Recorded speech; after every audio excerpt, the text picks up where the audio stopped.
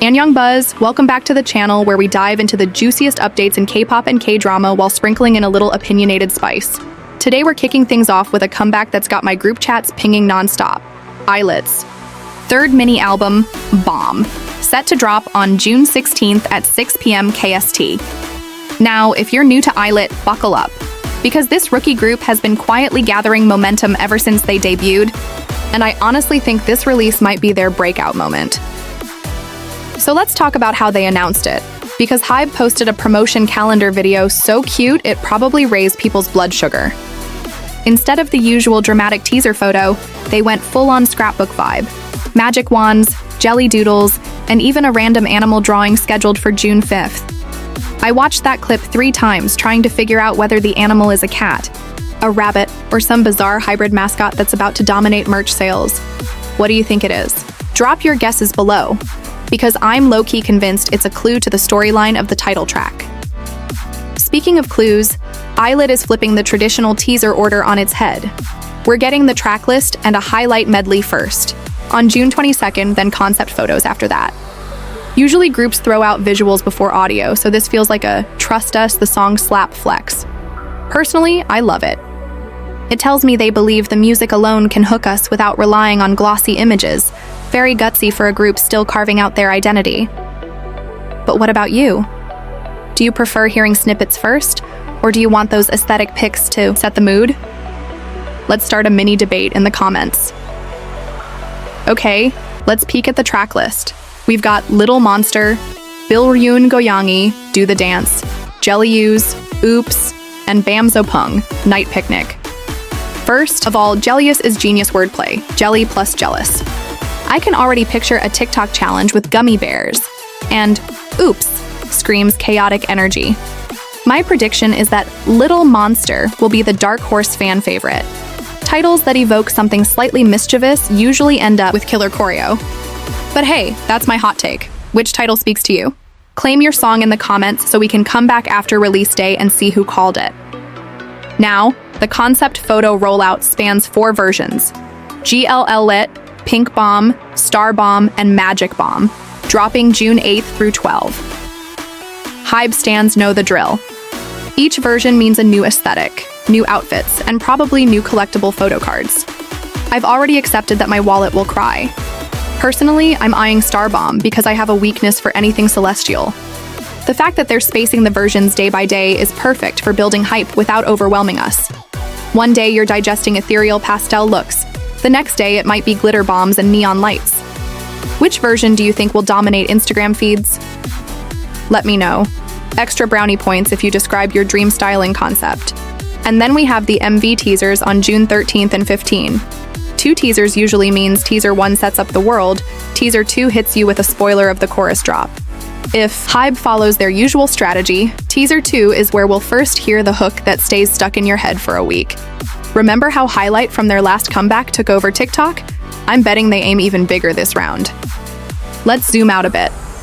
Theme-wise, the album is reported to explore interaction and expanding one's world.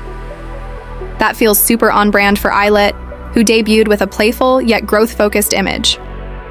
Gen Z fans relate hard to finding community and forging connections online, so I'm expecting lyrics that feel like group chats set to a beat, maybe some inside joke references or witty call-response lines. If you're someone who obsesses over lyric meanings, get those notebooks ready. Now here's my personal theory. The whimsical elements, magic wand, jelly, mysterious animal, are breadcrumbs. Jellyus points at jelly. Oops. Could be that wand accidentally casting a spell, and the animal might show up in the MV as a CGI companion guiding the girls through different worlds. I'm picturing a Wonderland meets retro arcade vibe. Does that sound plausible, or am I too deep down the rabbit hole? Either way, storyboard predictions are welcome in the comments. Best theory gets pinned. All right, to keep you through till drop day, I challenge everyone watching to pick a bias and a bias wrecker now, even if you're new to the group. Then we'll reconvene after the album drops and see if they changed. My bias is currently Yuna because her stage presence is chef's kiss, but that could flip once I hear Night Picnic. Yes, I'm that fickle. Share yours below and we'll track who sticks to their guns. Stick around because we'll move on to our second story, another comeback that's shaking the industry. Okay, buzzers. If you're still buzzing from Illit's colorful comeback plans, hold on tight because the next story is taking us into something much darker, more mysterious, and, dare I say, a little dangerous. ARTMS has officially announced their new album, Club Icarus, and this one feels like it's going to be a cinematic ride. They dropped the news at midnight KST on May 23rd, and honestly, it fits. Midnight is the perfect time for this kind of moody, mythology-laced concept. Now, if you haven't been following ARTMS closely, first of all, why not? This group consists of Heejin, Haseul, Illit, Jinsoul, and Choerry. Yes, if those names sound familiar, it's because they were previously part of Luna, and now under Modhouse, they've reformed into this super unit that's been carving out a new identity. Their debut with Doll was already intense, but Club Icarus feels like a complete shift into something deeper, more experimental. Let's start with that teaser image, members walking through a dimly lit tunnel with vibrant angel wings. The colors are so striking, yet the setting is borderline eerie, like they're not walking toward the light, but maybe walking away from it. It immediately sparked all kinds of theories online. My personal take? We're getting a storyline that plays with the duality of beauty and danger, like the myth of Icarus itself. You know the story? Boy flies too close to the sun, wings melt, he falls. It's a classic warning tale about ambition and recklessness.